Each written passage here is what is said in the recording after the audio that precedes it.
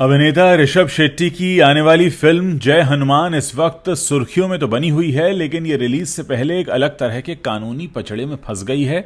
इस फिल्म के एक्टर और प्रोडक्शन हाउस के खिलाफ एक केस दर्ज कर लिया गया है। आइए आपको समझाते हैं कि पूरा मामला क्या है। देखिए, एक शिकायतकर्ता है, उनका कहना है कि फिल्म जय हनुमान में ऋषभ शेट्टी के चेहरे को इंसानों जैसा दिखाया गया है, जैसा उनका चेहरा है, और वही हनुमान का किरदार निभा रहे हैं। अब ऐसे में हनुमान जी का जो स्वरूप हमने देखा है वो वानर रूप है। एक इंसानी चेहरे वाला कैसे हनुमान जी का कैरेक्टर निभा सकता है।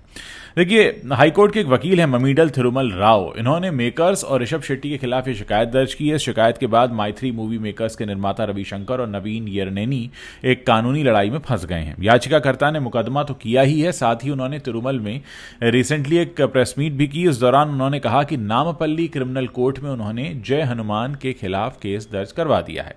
आपको बता दें कि 30 अक्टूबर को पिछले साल फिल्म का पहला लुक जारी किया गया था और उसी को देखने के बाद उन्होंने कदम उठाया है।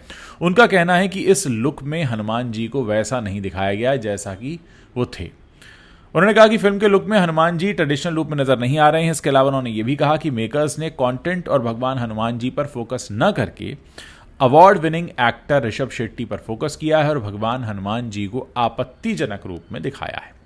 अब बताते हैं आपको शिकायत में क्या कहा है। देखिए, अगर शिकायत की बात करें तो इसमें कहा गया है कि अपकमिंग फिल्म जय हनुमान के टीजर को माइथ्री मूवी मेकर्स ने रिलीज किया है, जिसको रविशंकर और नवीन येरनेनी प्रेजेंट कर रहे हैं। फिल्म का निर्देशन प्रशांत वर्मा कर रहे हैं, हनुमान वाले, और इसमें ऋषभ शेट्टी अभिनय कर रहे हैं। फिल्म के पोस्टर में ऋषभ को एक शक्तिशाली राजा के रूप में दिखाया गया है और उनका चेहरा बिल्कुल मानवीय है। ऋषभ शेट्टी पर ज़्यादा ध्यान इसमें केंद्रित किया जा रहा है। शिकायत में यह भी कहा गया है कि आपत्तिजनक रूप से भगवान हनुमान जी को मानवीय चेहरे के साथ दिखा दिया गया है। ऋषभ शेट्टी एक अवार्ड विनिंग अभिनेता हैं। उनके चेहरे को हनुमान जी का चेहरा बनाना इन याचिकाकर्ता के हिसाब से ठीक नहीं है। देखिए, जितने भी पौराणिक कैरेक्टर्स हैं या हमारे देवी देवता हैं या जिनको हमने बहुत ही शुरू से पढ़ा है, देखा है, मैं इसलिए कह रहा हूँ क्योंकि हमने उनके चित्र देखे हैं जैसे बनाए गए। जैसे भगवान शंकर का एक रूप है, भगवान श्री गणेश जी का एक रूप है, भगवान श्री कृष्ण जी का एक रूप है, भगवान श्री विष्णु जी का एक रूप है। सबके जैसे ही आप नाम लेंगे उनका एक रूप आपकी आंखों के सामने आ जाता है और हमने उन्हीं रूपों में उन्हें इमेजिन किया है, कल्पना की है उनकी। अब उससे अलग अगर कुछ होता है तो फिर लोगों के सवाल खड़े होते हैं। आपको याद होगा कि कुछ ऐसा ही बवाल आदि पुरुष के टाइम पे हुआ था और उसमें तो रावण के लुक पर लोग काफ़ी शोर मचा रहे थे कि रावण वैसा नहीं दिखाया जैसे हमने रावण देखा है। रावण को उन्होंने कहा कि रावण ऐसा लग रहा है कि जैसे कि कोई मध्य पूर्व का, कोई अफगानिस्तान का कोई आक्रांता जो आते थे हमारे यहाँ आए हैं। बाबर से किसी ने कंपैरिजन कर लिया, किसी ने किसी से कर लिया। तो ये तमाम चीज़ें हैं कि लोग ये कहते हैं कि हमने जिस पौराणिक कैरेक्टर को जैसा देखा है वैसा ही आप हमें दिखाइए, और सही भी है। हमारी श्रद्धा, हमारी आस्था, हमारा विश्वास सब उसी से जुड़ा हुआ है। और हैरानी की बात यह है कि ये रिसेंटली नहीं हुआ है। अक्टूबर 2024 में इसका फर्स्ट लुक आया था और अब खबर ये निकल कर आ रही है 3 महीने बाद में कि किसी ने उस पर अब याचिका दायर कर दी और अब अदालत ने भी इस मामले पर सुनवाई करने की इजाज़त दे दी है।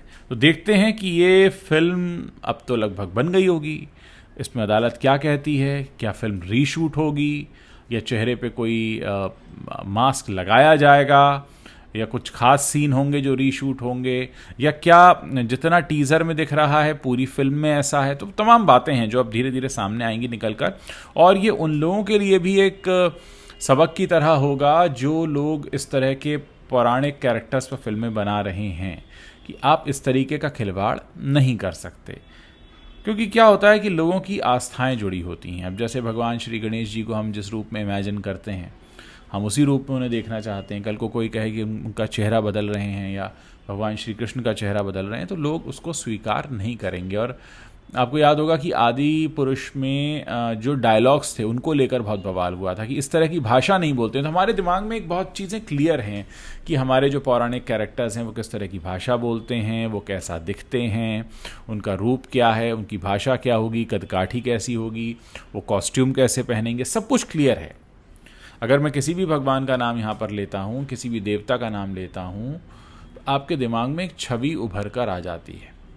हमारे जो खलनायक रहे हैं, कंस का भी अगर मैं नाम लूँगा, शकुनी का भी अगर मैं नाम लूँगा, दुर्योधन दुशासन का भी नाम लूँगा, तो आप कहेंगे कि हाँ, इस तरीके का हमने देखा है, क्योंकि एक लंबे समय से हम इन कथाओं से जुड़े रहे हैं, हमने इन्हें बचपन से सुना है, देखा है। अब उसमें अगर कोई इस तरीके का बदलाव करता है, आप देखिए रामानंद सागर जी ने भी बनाई थी रामायण, लेकिन वहाँ तो उन्होंने मानवीय चेहरा नहीं दिया था। उस वक्त दारा सिंह ने ये रोल किया था जो टीवी पर आई थी रामायण, जिसको हम सब ने देखा है और हम सब ने उसको माना है कि हाँ ये बहुत अच्छी बनाई थी उन्होंने। तो वहाँ पे भी मानवीय चेहरा तो नहीं था हनुमान जी का। तो ये अपने आप में एक बहस का विषय बनता जा रहा है। अब मैं आप लोगों से पूछना चाहता हूँ कि क्या ये कदम बिल्कुल सही उठाया गया है, या आपको लगता है कि क्रिएटिव लिबर्टी देनी चाहिए? क्योंकि बहुत सारे लोगों का मानना है कि अगर इस तरह से क्रिएटिव लिबर्टी दी तो लोगों की आस्था पर चोट पहुंचेगी। हमारे सामने ज़्यादा पुराना उदाहरण मैं नहीं रख रहा हूं, आदि पुरुष को अगर आप देखेंगे, अभी कुछ साल 1.5 साल पहले की बात है, किस तरीके से लोगों का आक्रोश निकल कर आया था और उसके बाद उनको फिर से रीवर्क करना पड़ा था और फिर वो फिल्म रिलीज हुई और उसके बाद भी वो फिल्म नहीं चली, क्योंकि लोगों की उम्मीदों पर, अपेक्षाओं पर वो बिल्कुल भी खरी नहीं उतरी। इस तरीके का जब बवाल होता है इंडस्ट्री में तो फिर बहुत दूर तक चीज़ें जाती हैं।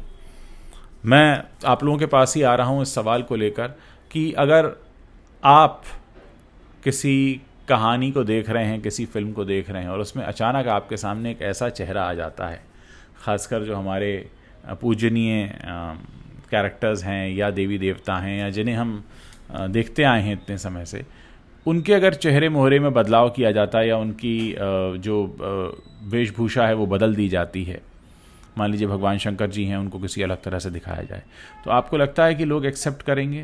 आपको लगता है लोग स्वीकार करेंगे?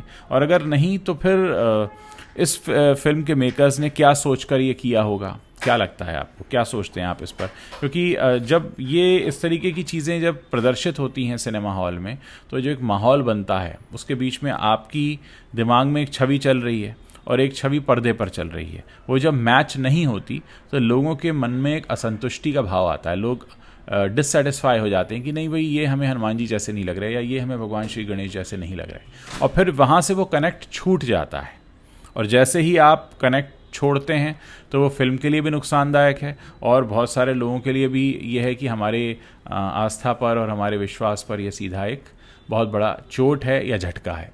तो मैं आपसे जानना चाहता हूं कि इस तरीके की जो लोग क्रिएटिव लिबर्टी लेते हैं उनके बारे में आपका क्या कहना है, और साथ ही इस पूरे मसले पर आप अपनी जो भी राय रखते हैं वो मेरे इस वीडियो के नीचे लिखना मत भूलिएगा। मुझे इंतज़ार रहेगा आप लोगों के कमेंट्स पढ़ने का, क्योंकि हम जानना चाहते हैं कि जब इस तरीके की कोशिशें होती हैं तो किस तरह से हमारे देश की जनता उस पर रिएक्ट करती है।